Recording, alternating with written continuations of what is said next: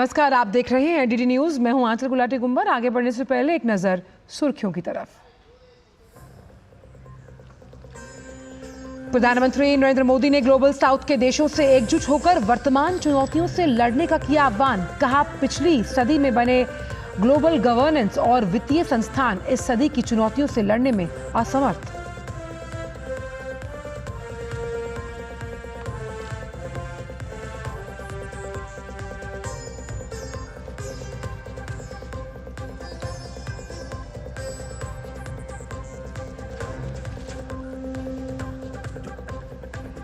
Kolkata rape murder मामले को लेकर देश भर में डॉक्टरों की हड़ताल जारी। अस्पतालों में इमरजेंसी छोड़कर सभी सेवाएं 24 घंटे के लिए बंद।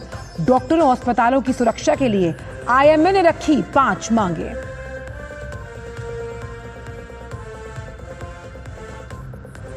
कर्नाटक के राज्यपाल थावरचंद गहलोत ने मुडा केस में मुख्यमंत्री सिद्धारमैया के खिलाफ मुकदमा चलाने की दी अनुमति। आरटीआई एक्टिविस्ट की शिकायत पर मुकदमा चलाने को दी मंजूरी।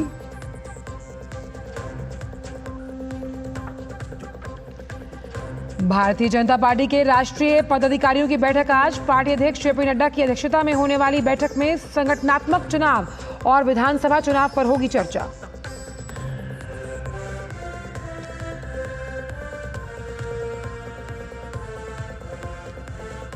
ज्ञानवापी परिसर में व्यास जी के तहखाने के ऊपर टहलने से रोकने के मामले में आज होगी सुनवाई। हिंदू पक्ष की याचिका पर वाराणसी जिला अदालत करेगी सुनवाई।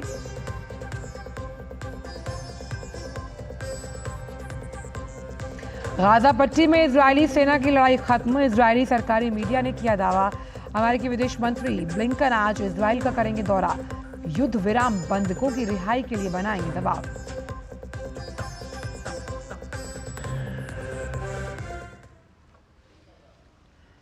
और आइए अब जान लेते हैं इन सभी खबरों को विस्तार के साथ। प्रधानमंत्री नरेंद्र मोदी ने आज वर्चुअल माध्यम से तीसरे वॉइस ऑफ ग्लोबल साउथ की शिखर सम्मेलन के उद्घाटन सत्र को संबोधित किया।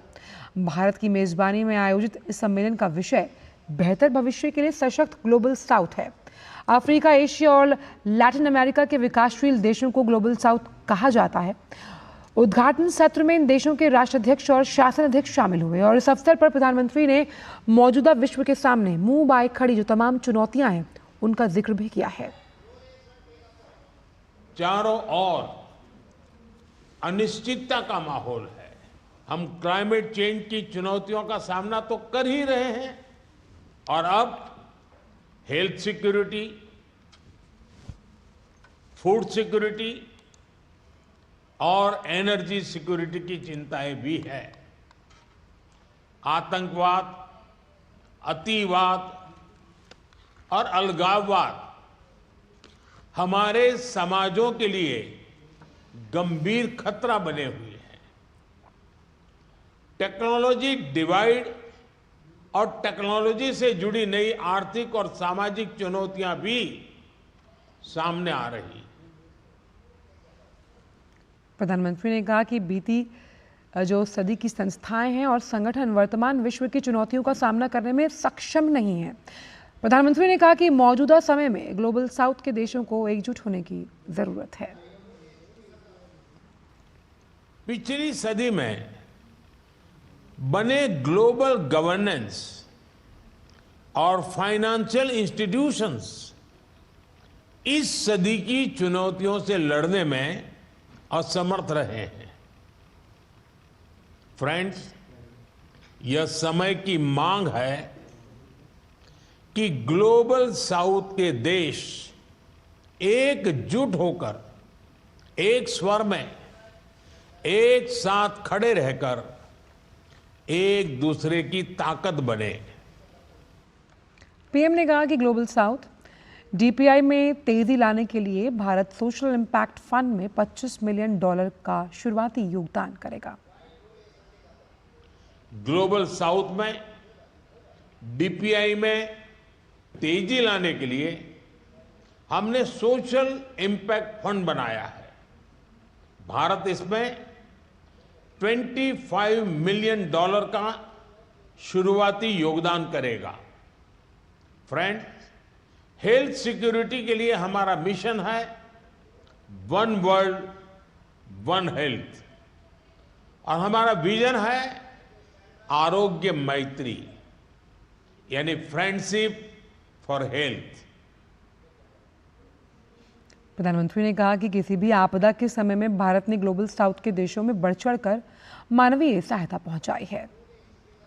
मानवीय संकट के समय भारत एक फर्स्ट रिस्पॉन्डर की तरह अपने मित्र देशों की सहायता कर रहा है। चाहे पापुआ न्यू गिनी में ज्वालामुखी फटने की घटना हो या कीनिया में बाढ़ की घटना, हमने गाजा और यूक्रेन जैसे कॉन्फ्लिक्ट क्षेत्रों में भी मानवीय सहायता प्रदान की है। रुक करते अगली बड़ी खबर का।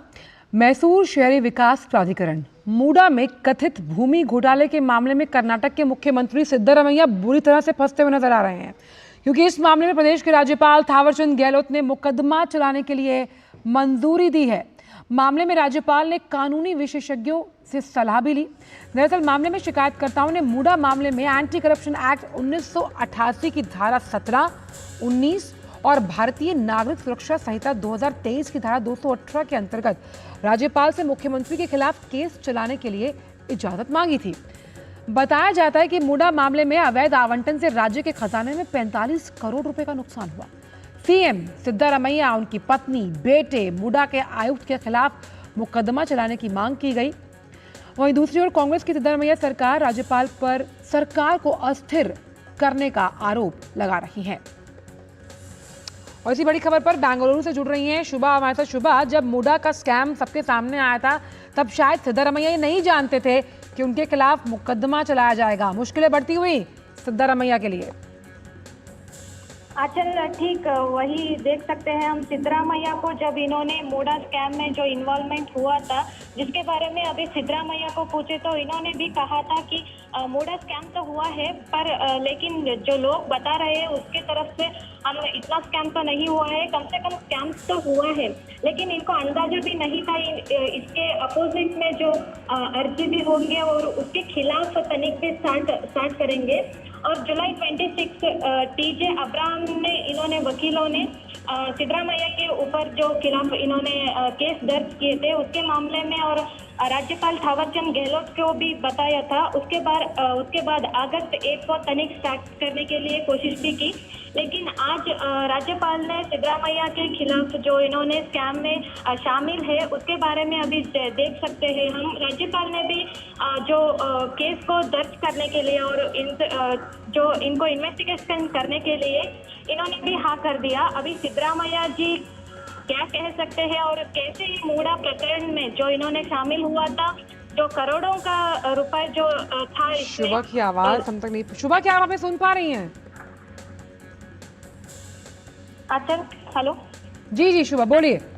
कर्नाटका के सिद्धरामैया जो इनको पता भी नहीं था इसके दूर दाखिल होंगे और कर्नाटका के राज्यपाल थावरचंद गहलोत जी ने भी कहा है जो इनको इन्वेस्टिगेशन करने में शामिल होंगे। अभी अगस्त 1 तारीख को इन्होंने इन्वेस्टिगेशन का स्टार्ट भी किया था। जुलाई 26 टी अब्राहम ने इनको इसके ऊपर जो केस का दर्ज भी किया था, जिसके चलते हम देख सकते हैं कर्नाटका के लोगों ने भी सिद्धरामैया से न्याय की मांग करते हुए बीजेपी और कर्नाटका के लोगों ने भी प्रतिभटन का आयोजन भी किया। मैसूर तक इन्होंने पादयात्रा का भी आयोजन किया, जिसके चलते हम देख सकते हैं कई दिनों से ये मामला जारी में है और कर्नाटका के लोग और कर्नाटका के बीजेपी अपोजिट लीडर्स और कर्नाटका के राज्यपाल भी ये कहना है कि सीएम सिद्धरामैया अभी मूडा में शामिल है तो लोगों के लिए जो लोगों का मांग है, जो स्कैम हुआ है, इसके तनिक अभी करना चाहिए। शुभा, इससे पहले जब कर्नाटक के राज्यपाल थावरचंद गहलोत ने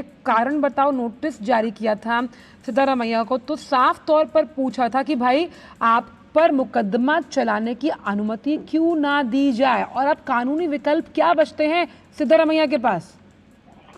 सिद्धरामैया को अंदाजा भी नहीं था कि राज्यपाल भी यही कहेंगे जो सिद्धरामैया जी मूडा स्कैम में है। पर अभी सिद्धरामैया को घबराहट हुआ है। जो कर्नाटका के राज्य ना केवल लोग बता रहे हैं, कर्नाटका की राज्यपाल भी यही बता रहे हैं कि कर्नाटका के जो मूडा स्कैम हुआ है उसमें सिद्धरामैया भागी है और कानूनी तरफ से जो इन्वेस्टिगेशन करना है वो भी स्टार्ट भी हुआ है।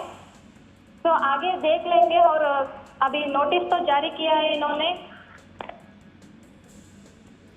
लेकिन जिस तरह से जो भूमि आवंटन है, ये पूरा ज़मीन घोटाले का मामला है, इसमें जो अनियमितताएं बढ़ती गई हैं, इससे कैसे मनी ट्रेल को, उसकी क्रोनोलॉजी को समझने की कोशिश करना बेहद ज़रूरी है कि कैसे ये तमाम जो पैसे आए अकाउंट्स में और इससे राज्य के रेवेन्यू की हम बात करते हैं उसको, यानी कि खजाने को अच्छा खासा नुकसान हुआ है। शुभा, कर्नाटका के जो हम इकोनॉमिकली स्टेटस देखें तो कर्नाटका के सीएम इनके अलावा हम कुछ नहीं कर सकते हैं। लेकिन कर्नाटका के सीएम का कहना ये है कि जो इन्होंने मूडा हगड़ में जो स्कैम में पैसा लूट लिया था उसके बारे में उनको पता ही नहीं चला।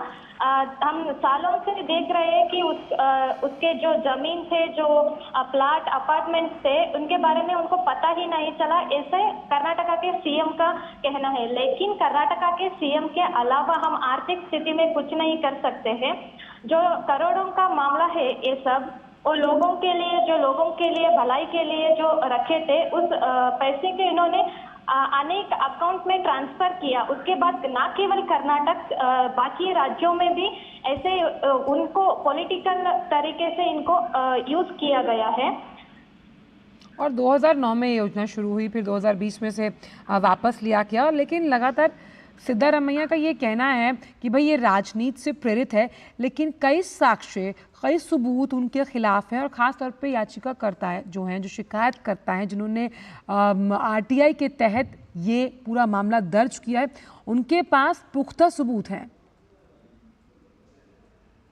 जो मूडा स्कैम में हम देख सकते हैं उनके पास तो डॉक्यूमेंट थे जो मूडा के अंदर मैसूर में थे। वो डॉक्यूमेंट्स सारा इन्होंने बेंगलुरु को ट्रांसफर किया। उसके बाद वो डॉक्यूमेंट का अभी तक पता नहीं चला कि वो सारे डॉक्यूमेंट्स कहाँ पर है। और जो सिद्धरामैया जी स्कैम किया है, जिसके मूडा में हम देख सकते हैं प्लाट के बारे में, उसका डॉक्यूमेंट भी नहीं है। और जिस तरीके से इन्होंने बैंक ट्रांसफर किया है अकाउंट और जो करोड़ों का रुपया इन्होंने ट्रांसफर किया है, उसके बारे में भी हम कहीं ना कहीं जो साक्ष्यदार थे उन सारे साक्ष्यदार को, एविडेंस को इन्होंने नाश किया।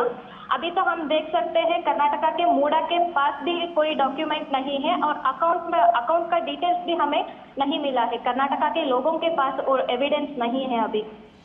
लेकिन शुभा, खास तौर पर इस पूरे मामले का कर्नाटक की राजनीति पर तो प्रभाव पड़ेगा ही, क्योंकि देखिए शहरी और विकास योजनाओं के कार्यान्वयन और निगरानी से जुड़े तमाम मुद्दों को ये स्कैम उजागर करता है।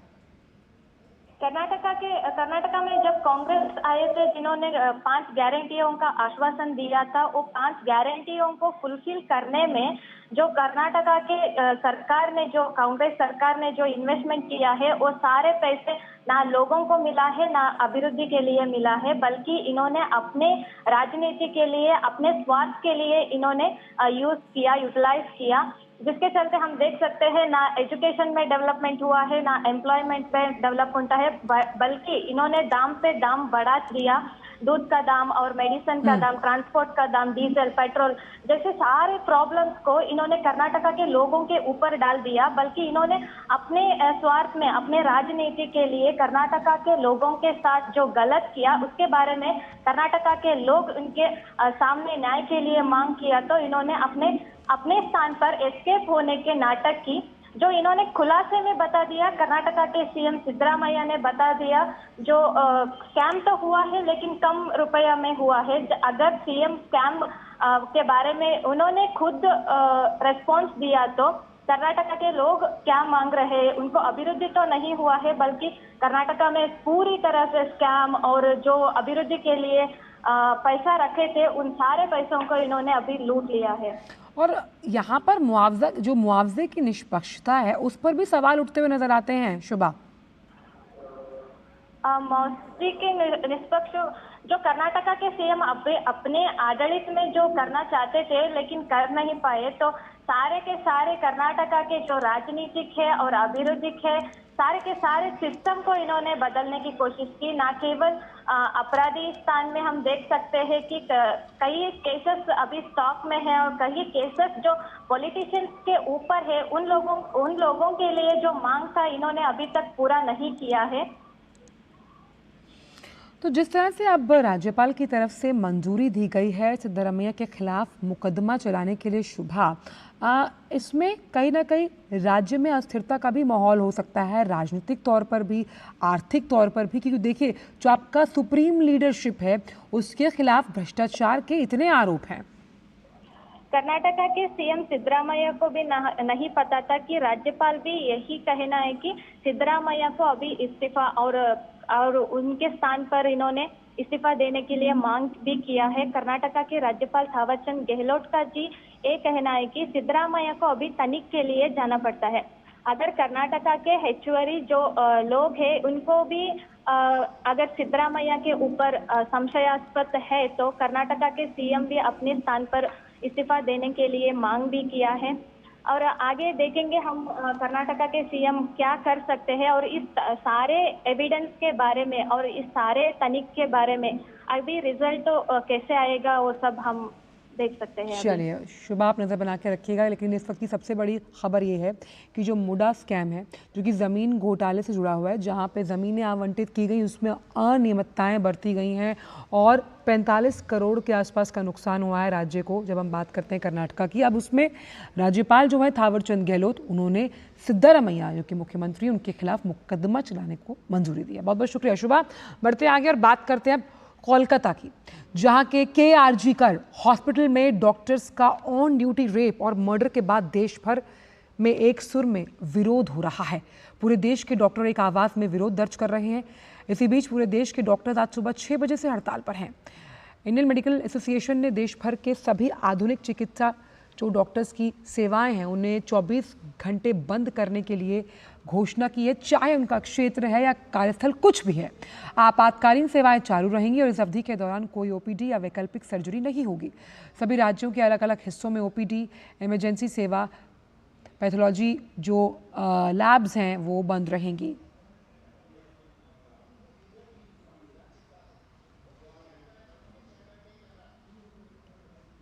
कोलकाता में ट्रेनी डॉक्टर से दरिंदगी को लेकर देश भर के जो तमाम डॉक्टर्स हैं वो गुस्से में हैं। बिहार और गुजरात में भी डॉक्टरों की हड़ताल जारी है। पटना और राजकोट में भी डॉक्टर्स विरोध प्रदर्शन कर रहे हैं। तो आप देख सकते हैं कि देश भर में डॉक्टरों की हड़ताल जारी है। डॉक्टर्स अस्पताल की सुरक्षा के लिए IMN ने 5 मांगे रखी हैं। बिहार और गुजरात के डॉक्टरों का भी विरोध प्रदर्शन आप देख सकते हैं। कोलकाता रेप मर्डर मामले को लेकर 24 घंटे की हड़ताल पर है डॉक्टर्स। रेजिडेंट डॉक्टर्स की मांग है कि भाई उनकी सुरक्षा के लिए क्या पुख्ता नियम है, ये नियम बताने चाहिए। खास तौर पर कार्यस्थल पर अगर इस तरह का जघन्य अपराध होता है तो फिर किस तरह की सुरक्षा व्यवस्था को सुनिश्चित किया जाएगा डॉक्टर्स के लिए। हालांकि हड़ताल के दौरान जो आवश्यक सेवाएं हैं वो जारी रहेंगी।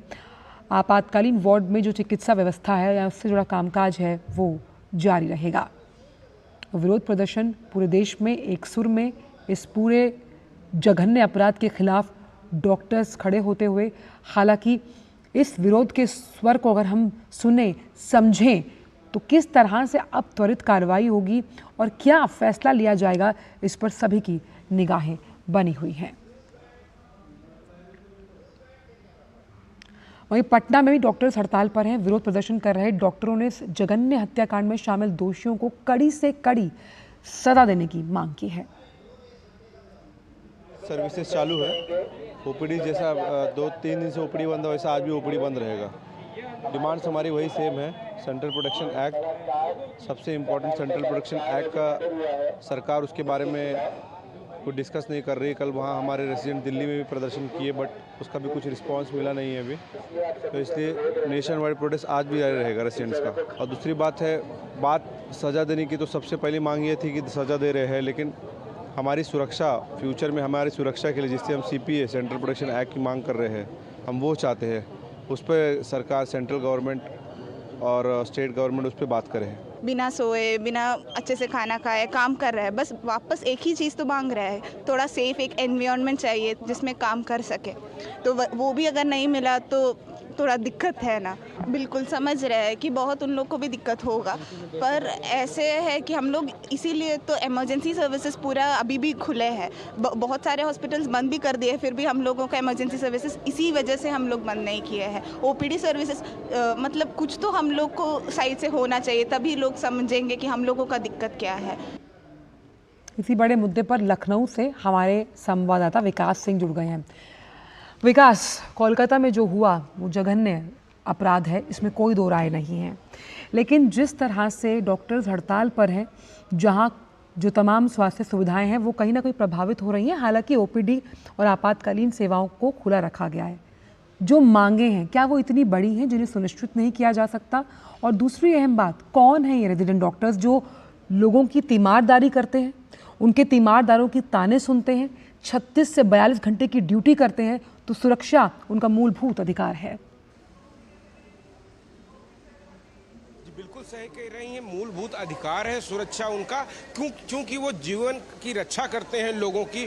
वो लगातार कई दिनों तक ड्यूटी करते हैं और ये तमाम वही डॉक्टर हैं जो लगातार जो है कह रहे हैं ड्यूटी करके लोगों की जान बचाते हैं, सेवा करते हैं। उसके बाद भी इनकी मांग यही है कि इनको सुरक्षा मिले और इस मामले में न्याय हो, त्वरित न्याय हो। क्या कुछ मांग है आप लोगों की? हमारी मेन मांग जो है वो एक सेंट्रल प्रोटेक्शन एक्ट के लिए है। ये पोस्टर आप देखिए, ये पिछले कुछ सालों में कुछ डॉक्टर्स के साथ जो अन्याय हुआ है, जो अपने वर्क प्लेस पे मर्डर हुए हैं, उनके केसेस है ये ऐसे ही कुछ 5-6 ही लोगों का ही है जो हम अभी इंटरनेट में ढूंढ पाए हैं। ऐसे इतने लोग हैं जिनका कोई मीडिया अटेंशन मिला नहीं है। हमारी मेन मांग यही है कि आप एक सेंट्रल प्रोटेक्शन एक्ट, जो पहले एक बिल था 2022 में कोविड टाइम पे, जो कभी पास नहीं हुआ था, उस समय का ओपिनियन यही था कि डॉक्टर्स को एक अलग सुरक्षा नहीं चाहिए। आप देखें इतने सारे इंस्टेंसेस हैं, अभी और क्या चाहिए आपको एक नया बिल लागू करने के लिए? ये खाली डॉक्टर्स के लिए नहीं है, ये सारे नर्सिंग प्रोफेशनल जो भी एंसिलरी स्टाफ हमारे साथ है, इवन पेशेंट के लिए भी प्रोटेक्शन अगेंस्ट नेग्लिजेंस है। जी, क्या कहना चाहेंगे आप? क्या मांग है आप?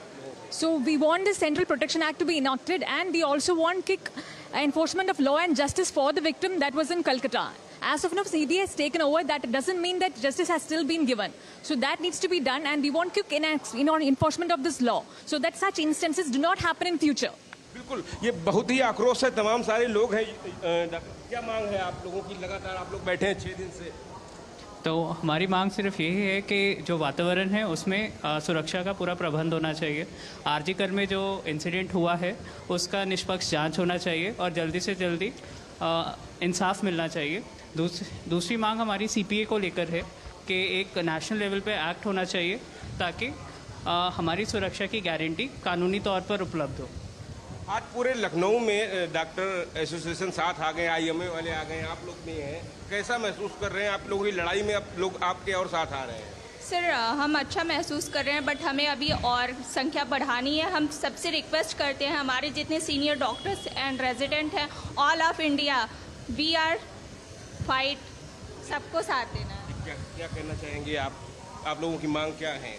मांग तो हम बहुत बार बता चुके हैं। हमारी मांगे तो स्पेसिफिक है और बहुत बार यही चीज़ हमें बार बार पूछी जा रही है। हम कुछ अलग तो बोल नहीं रहे हैं, सिंपल सा चीज़ बोल रहे हैं कि जो क्रिमिनल्स हैं उनको पकड़ा जाए, उनको कड़ी से कड़ी सज़ा मिले, ताकि जो आगे जो माहौल है डरावना जो अभी ये क्रिएट हो चुका है, ये सब खत्म हो और आगे ऐसी कोई दरिंदगी करने से भी आगे रोके, ऐसा कुछ आगे ना करे। और दूसरा सेंट्रल प्रोटेक्शन एक्ट, हम और कुछ तो नहीं चाह रहे हो, वही चीज़ हम बार बार बता भी चुके हैं।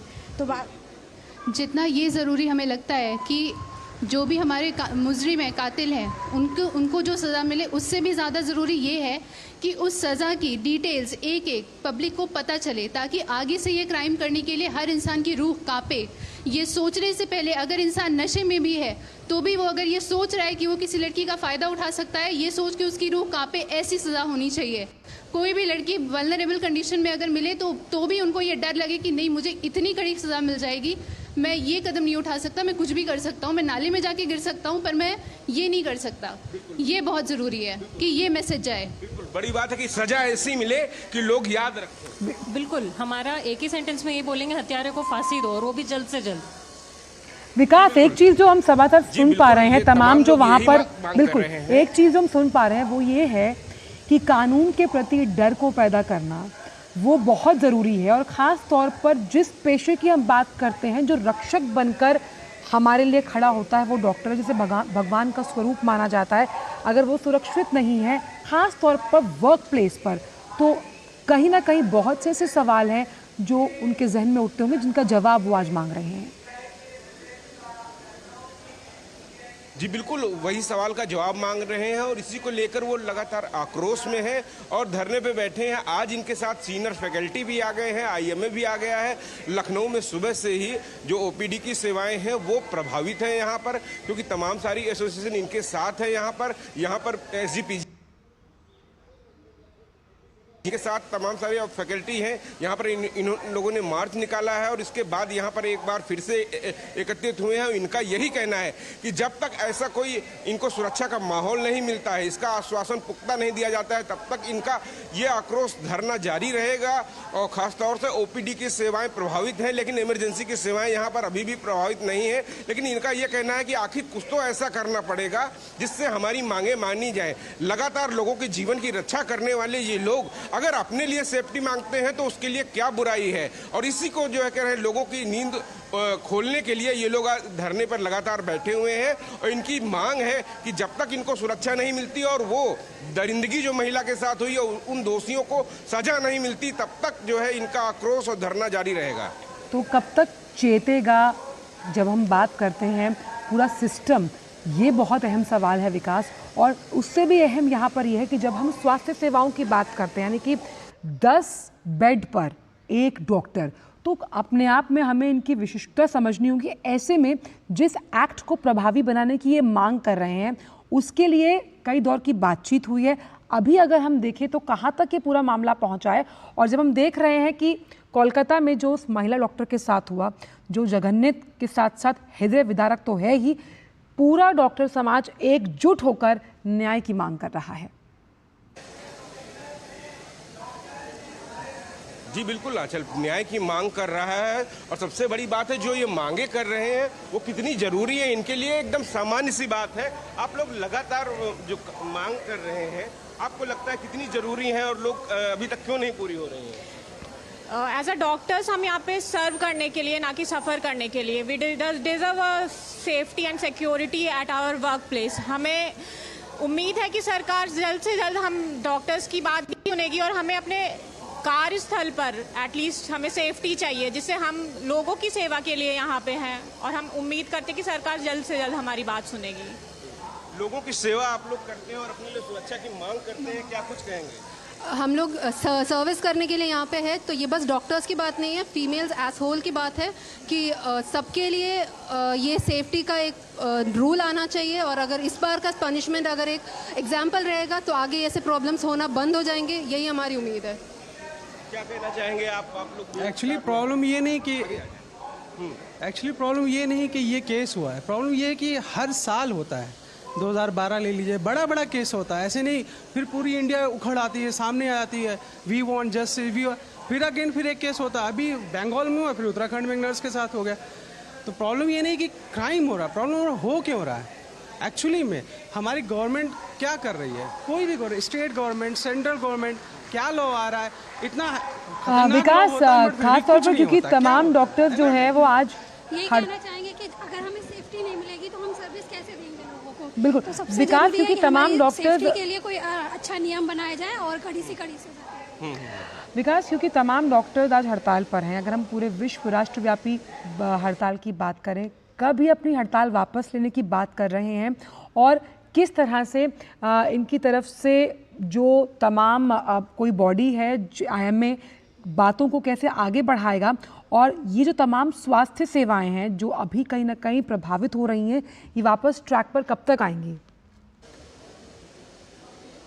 देखिए, आज दोपहर तक IMA ने कहा था कि लखनऊ में सेवाएं प्रभावित रहेंगी, OPD की, उसके बाद सेवाएं जारी रखेंगे। लेकिन सबसे बड़ी बात है, आवश्यक सेवाएं जारी रहेंगी, लेकिन इनका धरना तब तक जारी रहेगा, आक्रोश तब तक जारी रहेगा जब तक उन्हें न्याय नहीं मिल जाता है। यहाँ पर हम देख रहे थे कि लखनऊ में ही नहीं, पूरे प्रदेश में जो इमरजेंसी सेवा है वो दी जा रही है यहाँ पर लोगों को। लेकिन सबसे बड़ी बात है कि जो इनकी मांग है, OPD सेवाएं, अगर ये कुछ सेवाएं ऐसी बाधित नहीं करेंगे, लोगों की इन लोगों की आवाज़ आखिर वहाँ तक कैसे पहुँचेगी जब इनकी मांग, जहाँ पे इनकी मांग पूरी हो सके। इसलिए ये लोग मजबूर होकर अब आज 6वें दिन एक बार फिर से जब धरने पर बैठे हैं तो इनके साथ तमाम सारे वो लोग जुड़ गए हैं जो अभी तक इनके साथ नहीं जुड़े थे। और ये इनका कहना है कि ये कारवां लगातार इनका आगे बढ़ता रहेगा और इनकी मांग जब तक पूरी नहीं हो जाती तब तक इनका ये धरना जारी रहेगा। क्या कहेंगे आप लोगों को कोई आश्वासन मिलता है इसको लेकर कि कब तक पूरी होंगी मांगे, या तो जब तक नहीं पूरी होंगी आप लोग अपना धरना जारी रखेंगे? जब तक नहीं पूरी होंगी तब तक हमारी ये स्ट्राइक जारी रहेगी। I just want to say that we are so unfortunate that we are celebrating 78th independence, but are we free? Are we supposed to celebrate our freedom? I don't think so, because women are still not safe here. आज़ादी को इतने साल हो गए, लेकिन women's कहीं भी, अगर हम जब तक सेफ्टी, रात में हम कहीं भी जाएं और हम सेफ फील करें, तब असली इंडिपेंडेंस होगा हमारे लिए। अच्छा विकास, देख रहे हैं आप काली पट्टी लगा के काम कर रहे हैं, मतलब मरीजों की सेवा भी हो रही है आपके इसके साथ साथ? जी बिल्कुल कर रहे हैं। इमरजेंसी सेवाएं सारी जारी हैं, बस ओपीडी बंद है वो। और हम यहाँ सेवा करने के लिए ही हैं, लेकिन हमारी भी तो सेफ्टी और सिक्योरिटी की एश्योरेंस जब तक हमें नहीं मिल जाती, how can we continue our services? And the safety of a doctor is a reflection of the society as a whole. अगर तुम डॉक्टर्स को सेफ नहीं रख पा रहे हो, तुम किसको सेफ रख पाओगे? And it's not the first incidents of such a thing happening. कितने सालों से, बहुत पहले से ये होते आ रहा है, तो we have had enough and हम ऐसे नहीं भूलेंगे। I think that the people are doing such crime, such heinous crime again and again, because there is no, मतलब ऐसी सजा होनी चाहिए कि करने से या सोचने से पहले ही उन्हें डर लगना चाहिए। हम नहीं भूलेंगे, हम भूलने भी नहीं देंगे। बिल्कुल बिल्कुल, ये भूलेंगे नहीं इस बात को। उनका कहना है कि ये भूलेंगे भी नहीं और ना भूलने देंगे इस बात को। क्या कहना चाहेंगे आप जो दर्ज की हुई है? थोड़ा आगे आके हमारी मांगे को जैसे एक्स्ट्रा ऑर्डिनरी नहीं है। वर्क प्लेस सेफ्टी एक बेसिक प्रोविजन होना चाहिए जो गवर्नमेंट ने इंश्योर करना चाहिए। गवर्नमेंट के अंडर इतने सारे हॉस्पिटल्स आता है, और ये शर्मिंदगी की बात है कि गवर्नमेंट बेसिक रेस्ट करने के लिए एक सेफ प्लेस वुमेन डॉक्टर्स को और मेल डॉक्टर्स दोनों को नहीं दे पा रही है। एंड अगर ये बेसिक सर्विसेज प्रोवाइड नहीं कर पा रही है वो, तो उन्हें बंद कर देने चाहिए हॉस्पिटल्स। बिल्कुल बिल्कुल, बेसिक नेसेसिटी, सोने के लिए, खाने के लिए एक अच्छी जगह, इतना तो बेसिक प्रोविजन गवर्नमेंट की तरफ से आना ही चाहिए। एंड अगर ये नहीं दे पा रहे हैं तो नहीं काम करेंगे। बिल्कुल, कैसे काम नहीं करेंगे? बिल्कुल, क्या कहेंगे आप? यही बात है कि ये हर बार होता रहता है और हर बार इसका कोई नतीजा नहीं निकलता है। लेकिन ये कितने दिन ऐसे चलना चाहिए, है ना?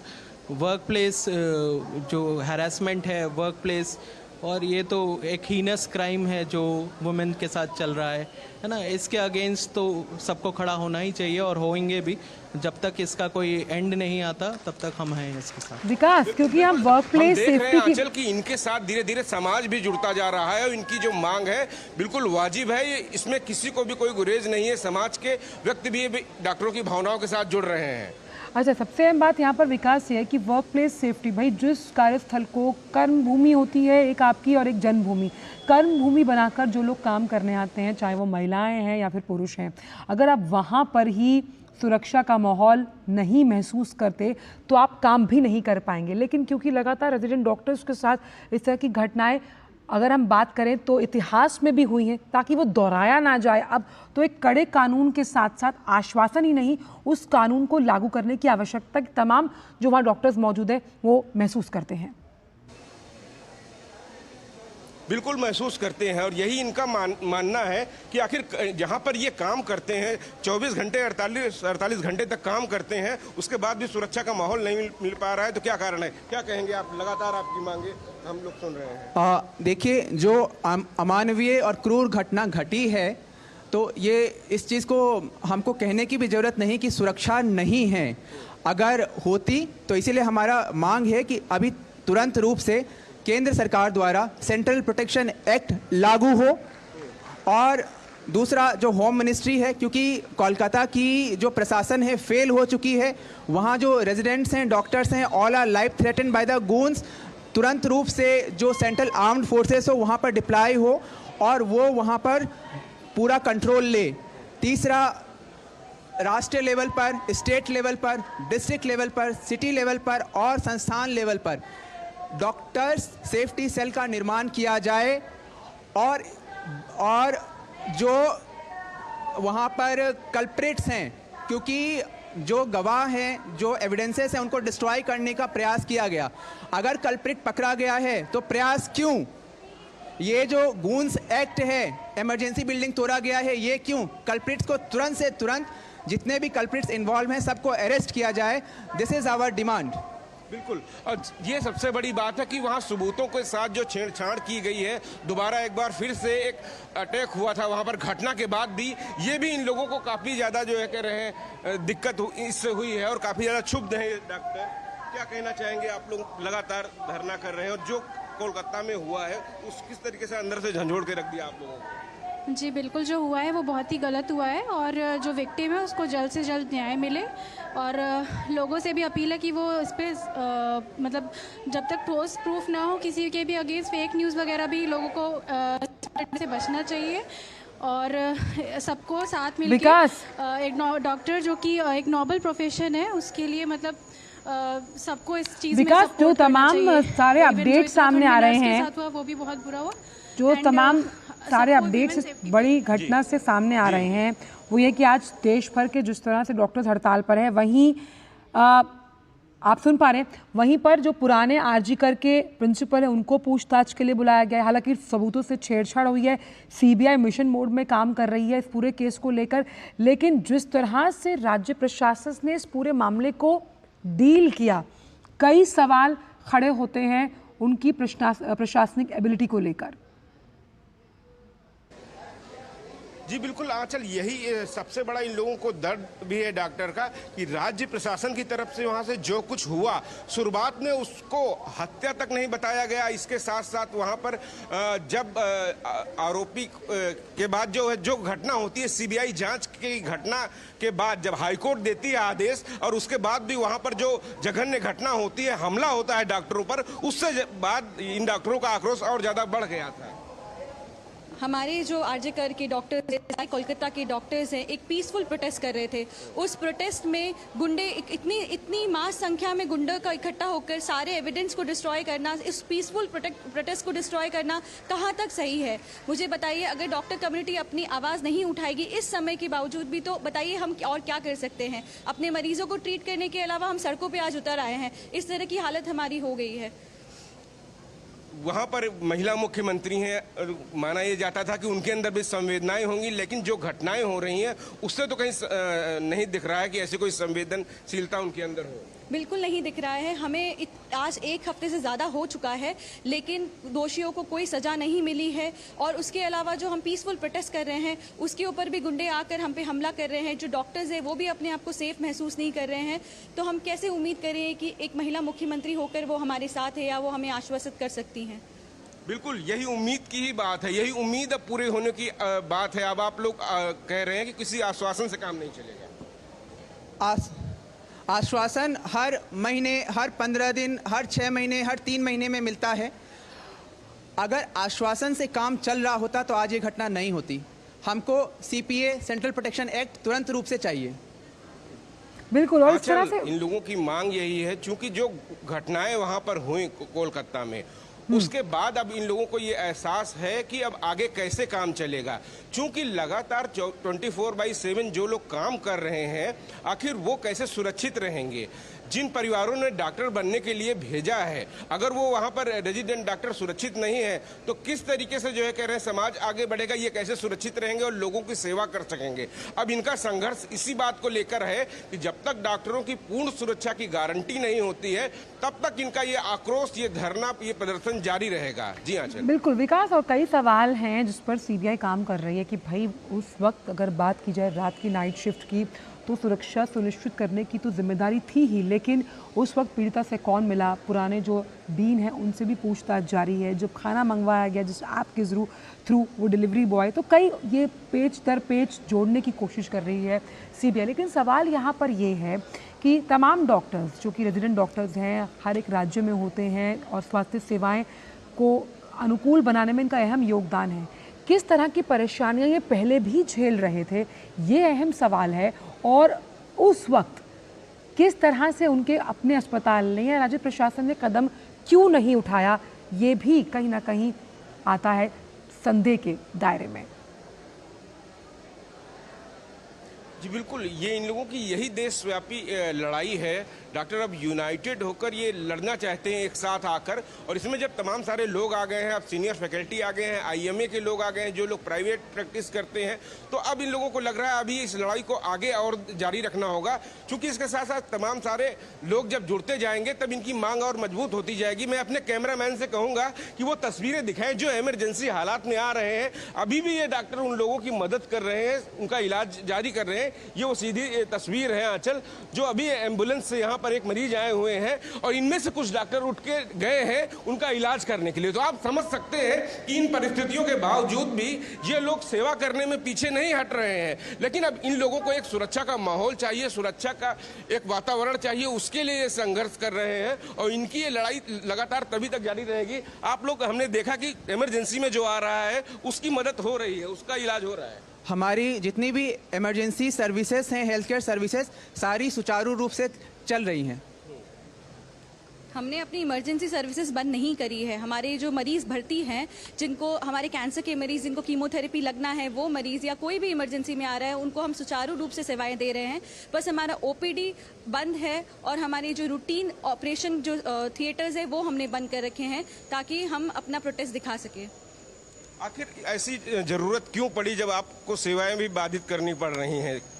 हम भी डॉक्टर हैं, हम भी इंसान हैं, हमें पता है कि हमारे मरीजों को हमारी ज़रूरत है, इसलिए हमने इमरजेंसी सर्विसेज नहीं बंद की है। बट आप देख रहे हैं किस तरह से बंगाल में हमारी एक कलीग के साथ में रेप करके उनकी हत्या कर दी गई है। इस वजह से हम सब में आक्रोश है और हम सब यहाँ एकत्रित हुए हैं अपना सपोर्ट दिखाने के लिए। तो आंचल, ये साफ जाहिर है इस बात से कि जो एक भावना होती है डॉक्टर के अंदर, जो इनको शिक्षा यहाँ प्रदान की जाती है मेडिकल कॉलेज में और संस्थानों में, अन्य बड़े संस्थानों में, कि मरीजों की सेवा करना है, जी जान लगाकर सेवा करना है, अपना दिन रात नहीं देखना है, उसके बावजूद भी एक जीवन होता है, डॉक्टर का अपना जीवन होता है, उसको सुरक्षित नहीं रहेगा तो वो लोगों की सेवा कैसे करेगा। बस यही इन लोगों की मांग है कि एक सुरक्षा का वातावरण होना चाहिए और जो जघन्य अपराध करने वाले ऐसे हैं उनको सजा मिलनी चाहिए, और एक ऐसी सजा मिलनी चाहिए जो दशकों तक नजीर बन के रहे। सबसे बड़ी बात ये कह रहे हैं कि आमतौर पर ये एक बहाना नहीं चलेगा कि किसी ने शराब पी लिया उसके बाद जो है घटना हो गई, कोई जो है कह रहे हैं नशे में है, कोई अपराधी प्रवृत्ति का है, इन सब पर लगाम लगनी चाहिए। अगर कोई नशे में भी है तो जो सजा मिली है उसको रोंगटे उसके खड़े हो जाए, वो ये जघन्य अपराध करने की सोच भी ना सके, उस तरीके की सजा इन लोगों का कहना है कि दी जाए कि कभी दोबारा कल्पना भी ना कर सके कि डॉक्टरों के साथ ऐसा दुर्व्यवहार, ऐसी जघन्य अपराध कर सके आदमी। ये सोच ही समाज से खत्म हो। बिल्कुल, ये अहम है और सबसे अहम यहाँ पर ये भी है विकास कि एक डॉक्टर को डॉक्टर बनने में मेहनत और कई साल लगते हैं। कईयों के सपने, माता पिता की आकांक्षा, अभिलाषाएं उसमें शामिल होती हैं। उसमें वो भाव होता है कि भाई मुझे समाज की, लोगों की रक्षा करनी है कई बीमारियों से। इस भाव को ख़त्म ना होने के चक्कर में किस तरह से अब एक सुव्यवस्थित कानून व्यवस्था की ज़रूरत है, ताकि ये जो भाव है, जो आने वाली हमारी पीढ़ी है जो डॉक्टरी पेशे को अपनाती है, वाइट कॉलर जॉब कहा जाता है इसे, लेकिन आज इस पर कई छींटे और कई दाग हैं, ख़ास तौर पर जब हम बात करते हैं जघन्य अपराध से जुड़ी हुई। बिल्कुल सही कह रहे हैं आप। जो इनका व्हाइट कोट होता है उससे मैला करने की कोशिश की गई है। एक डॉक्टर बनने में कितना परिश्रम, कितना संघर्ष होता है। जब नीट परीक्षा के बाद जब वो आते हैं और साल दर साल एक कठिन परिश्रम करते हैं, इसे कहेंगे कि एक ये जो संघर्ष होता है एक तपस्या के समान होता है डॉक्टर बनने का। ये कई साल तक जब पढ़ाई करते हैं उसके बाद यहाँ पहुँचते हैं और उसके बाद जब जो सीखते हैं वो खुद नहीं सीखते हैं, वो समाज के कल्याण के लिए सीखते हैं कि जिससे लोगों की बीमारी दूर हो सकें। और उसके बावजूद जब ऐसी घटना होती, कितना कठिन संघर्ष होता है एक डॉक्टर के लिए डॉक्टर बनना। और उसके बाद जब ऐसी घटनाएं होती हैं, एक जो सफेद कोट कहते हैं उस पर एक जो छींटे मारने की कोशिश की गई है इन जैसे अपराधियों, ऐसे लोगों के खिलाफ, तो क्या सोच आती है मन में? हमारी सरकार का स्लोगन है बेटी बचाओ बेटी पढ़ाओ। आज हम इतना पढ़ लिख लिए गए हैं, हम 10 साल से पढ़ाई कर रहे हैं, NEET UG, NEET PG, NEET SS 3 exam pass करके आज हम अपनी तीसरी डिग्री के लिए यहाँ पर खड़े हुए हैं। इतना पढ़ने के बावजूद, इतना घंटों तक नाइट ड्यूटी, डे ड्यूटी हम करते हैं, अगर हमारे सिर्फ परिवार वालों को पता होता है कि हम कितना दिन रात ड्यूटी करते हैं, हम उनसे मिलते नहीं हैं, 10-12 सालों से हम उनसे दूर हैं, उसके बावजूद भी अगर हमारे वर्क प्लेस में हमें सुरक्षा नहीं प्रोवाइड की जा रही है और हम यहाँ पर खड़े हैं आज इस हाल में, तो बताइए इसके लिए कौन जिम्मेदार है? 40 से 50% कि जो कोलकाता में जघन्य अपराध हुआ है उसके लिए एकजुट एक स्वर में तमाम देश के डॉक्टर्स आज देशव्यापी हड़ताल पर हैं। बहुत बहुत शुक्रिया विकास। लेकिन एक बार फिर आपको दिखाते हैं कि देश भर में जो डॉक्टरों की हड़ताल जारी है, तस्वीरें क्या कुछ बयां कर रही हैं। दिल्ली, अहमदाबाद, गुवाहाटी और राजकोट की तस्वीरें आप देख रही हैं। यहाँ पर भले ही अलग अलग कॉलेजेस के डॉक्टर हैं, रेजिडेंट डॉक्टर शामिल हैं, लेकिन आवाज़, मांग और भाव एक ही है कि किस तरह से कार्यस्थल पर सुनिश्चित की जाए उनकी सुरक्षा। आप गुवाहाटी में देख सकते हैं, दिल्ली में देख सकते हैं, अहमदाबाद में देख सकते हैं, राजकोट में देख सकते हैं और ऐसी ही कई तस्वीरें देश के अलग अलग राज्यों से सामने आ रही हैं जहां डॉक्टर्स आज हड़ताल पर हैं। आपातकालीन सेवाएं जो हैं वो प्रभावित नहीं, लेकिन तमाम अन्य सुविधाओं और सेवाओं को फिलहाल के लिए बंद कर दिया गया है क्योंकि बात इंसाफ के मांग की है। रुक करते हैं कुछ अन्य खबरों का। भाजपा के राष्ट्रीय पदाधिकारियों की बैठक आज नई दिल्ली में होगी और भाजपा मुख्यालय में पार्टी अध्यक्ष जेपी नड्डा की अध्यक्षता में होने वाली बैठक में पार्टी की जो सदस्यता अभियान है और संगठनात्मक चुनाव है, उनके साथ साथ आगामी विधानसभा चुनावों की तैयारियों पर भी चर्चा होने की उम्मीद है। बैठक में बीजेपी के राष्ट्रीय पदाधिकारियों के अलावा पार्टी के प्रदेश अध्यक्ष और विभिन्न राज्यों में पार्टी संगठन के प्रभारी महासचिव और अन्य नेता भी शामिल होंगे। लोकसभा चुनाव के बाद बीजेपी पदाधिकारियों की ये बैठक अहम मानी जा रही है। इससे पहले कल देर शाम बीजेपी महासचिवों की बैठक पार्टी के राष्ट्रीय अध्यक्ष जेपी नड्डा की अध्यक्षता में हुई है। बैठक में 1 सितंबर से पार्टी की सदस्यता अभियान चलाने का फैसला किया गया है। तो भाजपा अध्यक्ष जेपी नड्डा की अध्यक्षता में जो भाजपा के पदाधिकारी हैं उनकी बैठक होनी है। तो भाजपा की अहम बैठक आज है जहां पर राष्ट्रीय पदाधिकारी मिलने वाले हैं। तो किस तरह से चुनावों पर और साथ ही साथ पार्टी की सदस्यता को लेकर कई अहम यहाँ पर मंथन चलेंगे और बैठक में संगठनात्मक चुनाव और विधानसभा चुनाव पर भी चर्चा होना शामिल है।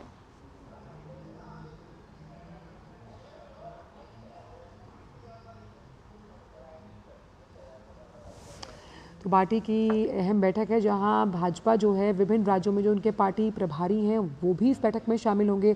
राष्ट्रीय पदाधिकारियों की इस बैठक में संगठनात्मक लेवल पर, बूथ लेवल पर कैसे पार्टी को मजबूत किया जाए और इसकी अध्यक्षता पार्टी के अध्यक्ष जेपी नड्डा करने वाले हैं और मेंबरशिप अभियान को लेकर और संगठन को कैसे मजबूत करना है उस पर ये बैठक होगी। और आइए आपको सीधे ले चलते हैं, जो भाजपा के प्रवक्ता हैं शहजाद पूनावाला इस वक्त कुछ कह रहे हैं, आइए सुनते हैं।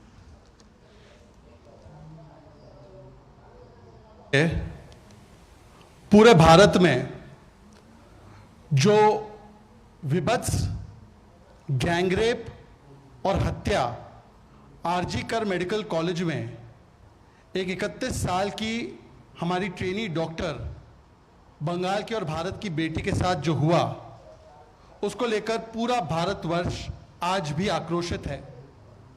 चाहे वो डॉक्टर्स हो, चाहे वो महिलाएं हो या चाहे वो कोई भी ऐसा व्यक्ति हो भारत का जो राइट थिंकिंग पर्सन कहलाता है, सभी लोग सड़क पर, सभी लोग आक्रोशित हैं और सभी लोग एक ही मांग कर रहे हैं कि न्याय होना चाहिए। Everyone in this country is outraged even today with what has happened at RG Medical Care Hospital, the brutal gang rape and the murder of the trainee doctor. And everyone from Kashmir to Kanyakumari is demanding only one thing, न्याय, justice. पर न्याय देने के बदले, justice देने के बदले तृणमूल कांग्रेस की सरकार का एजेंडा बन चुका है कि न्याय मत दिलाओ, बेटी को मत बचाओ, केवल और केवल बलात्कारी बचाओ। और इस बलात्कारी बचाओ अभियान में तृणमूल कांग्रेस इतना आगे निकल चुकी है कि आज यह कहना अतिशयोक्ति नहीं होगी कि टीएमसी का मतलब तृणमूल कांग्रेस नहीं, तालिबानी मुझे चाहिए और तानाशाही मानसिकता और कल्चर बन चुका है। Instead of securing justice for the victim of this brutal gang rape, TMC's priority seems not to be Beti Bachao, not to be बेटी को न्याय दिलाओ, but to be only and only Balatkari Bachao. And in this attempt of Balatkari Bachao, the TMC today has come to represent Tanashahi Mujhe Chahiye culture.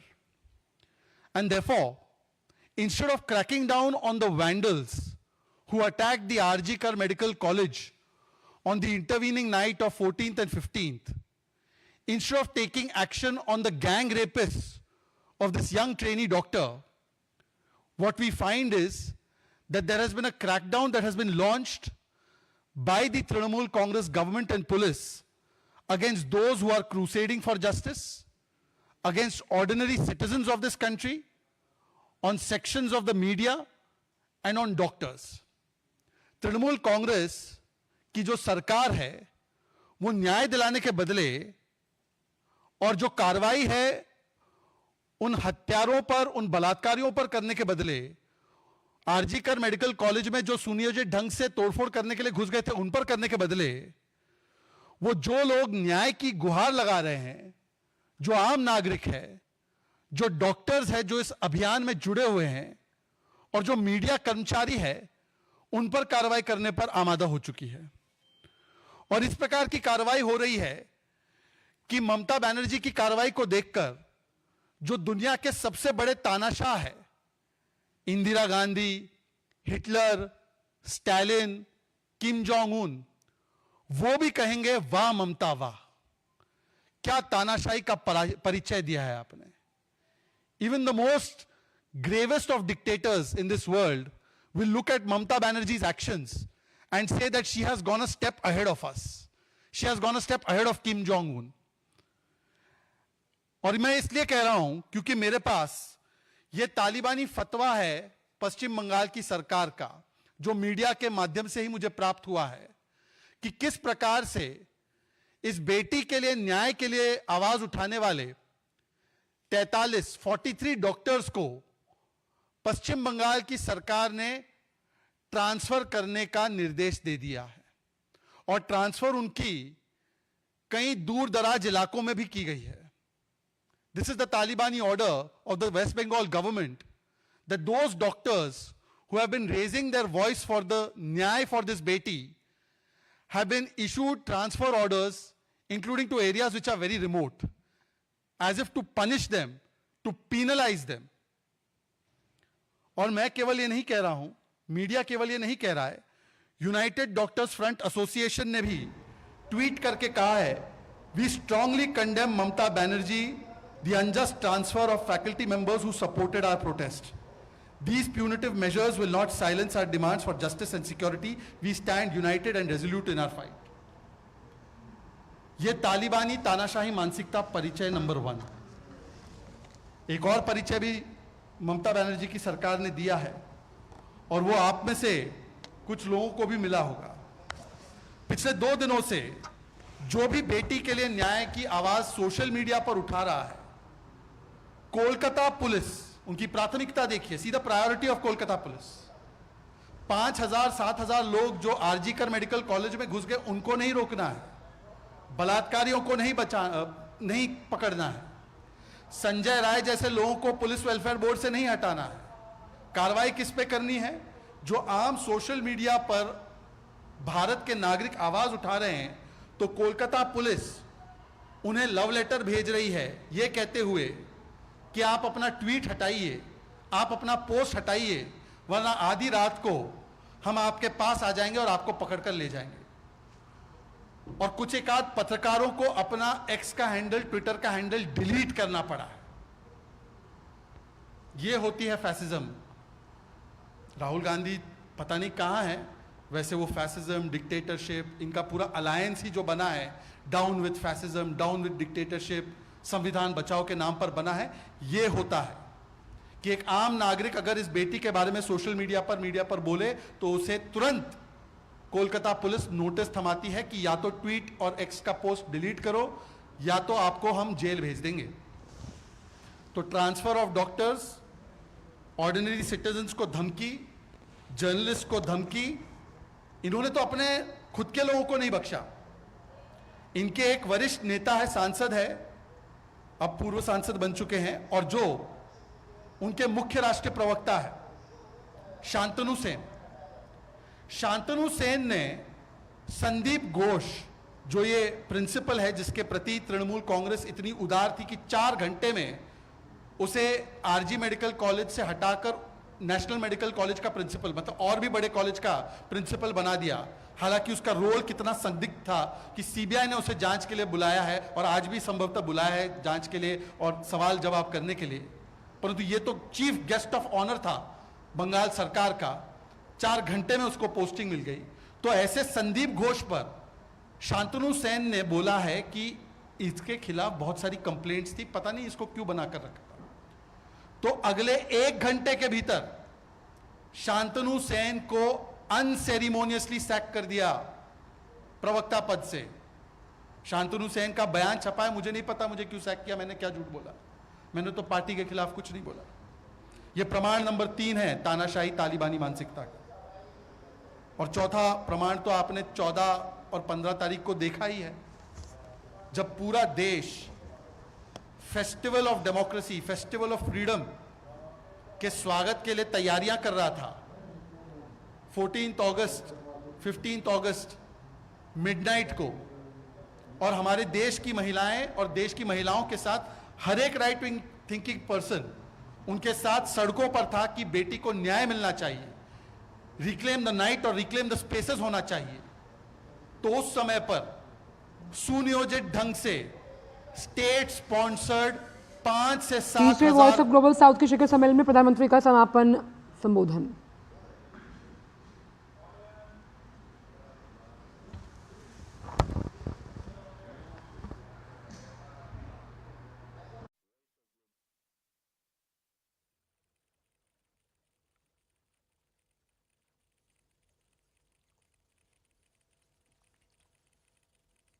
Your Highness, Excellencies, आप सभी के बहुमूल्य विचारों और सुझावों के लिए मैं हार्दिक आभार व्यक्त करता हूं।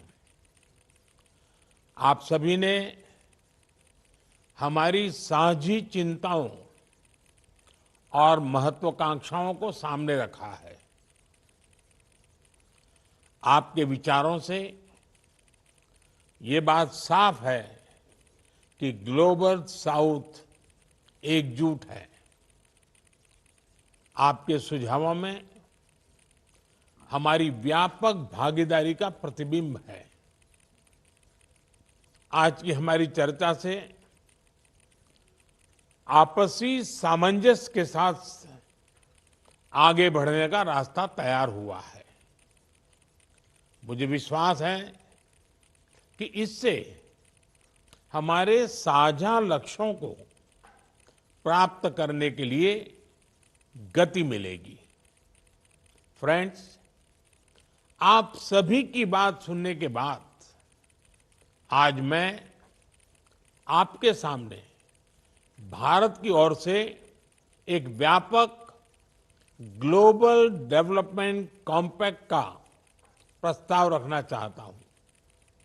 इस कॉम्पैक्ट की नींव भारत की विकास यात्रा और विकास साझेदारी के अनुभवों पर आधारित होगी।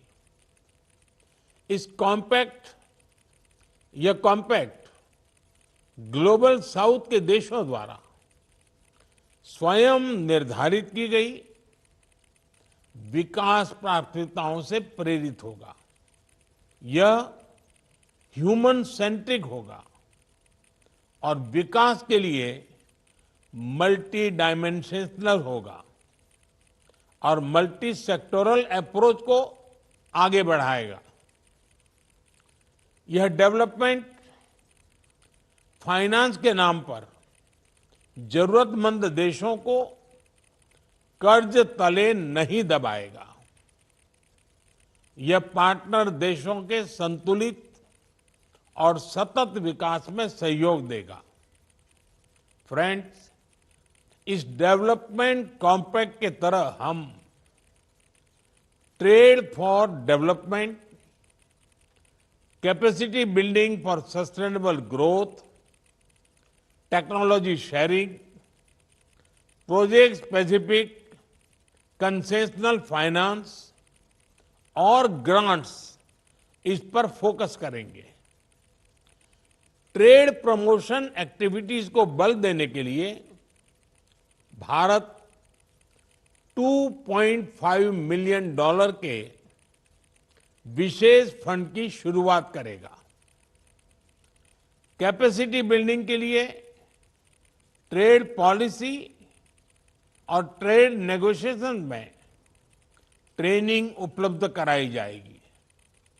इसके लिए $1 मिलियन का फंड प्रदान किया जाएगा। ग्लोबल साउथ के देशों में फाइनेंशियल स्ट्रेस और डेवलपमेंट फंडिंग के लिए Bharat SDG stimulus leaders group में सहयोग दे रहा है।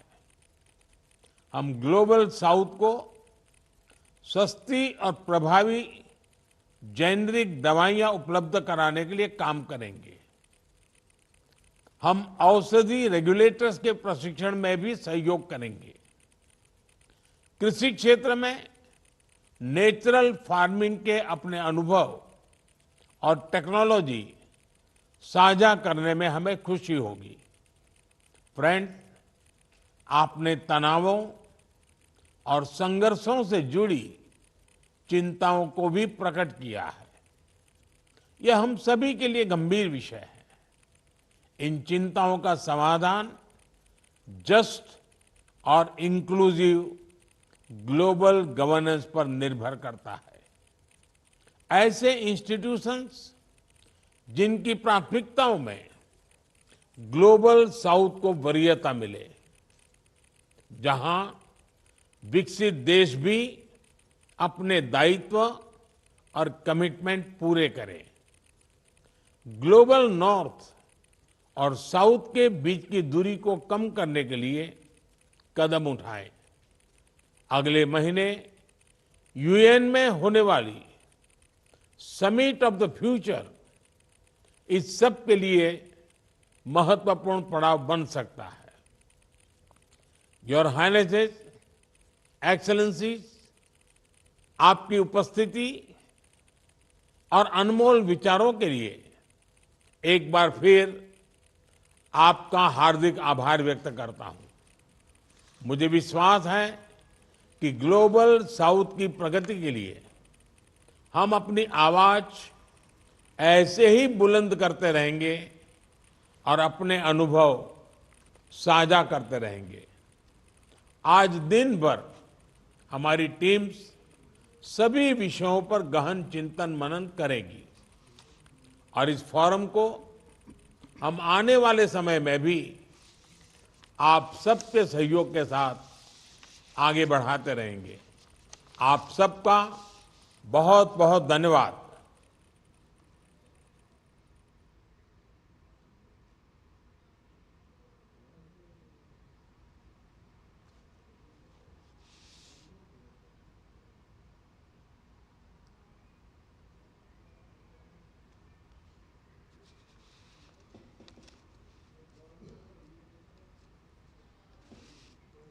प्रधानमंत्री नरेंद्र मोदी की अध्यक्षता में तीसरे वॉइस ऑफ ग्लोबल साउथ शिखर सम्मेलन की मेज़बानी कर रहा था भारत, और जिसमें उन्होंने कुछ खास मुद्दों पर बात की प्रधानमंत्री नरेंद्र मोदी ने, जिसमें खासतौर से जलवायु परिवर्तन समेत विश्व के सामने मौजूद जटिल जो चुनौतियां हैं उन पर उन्होंने चर्चा करने की बात की। काफ़ी महत्वपूर्ण रही।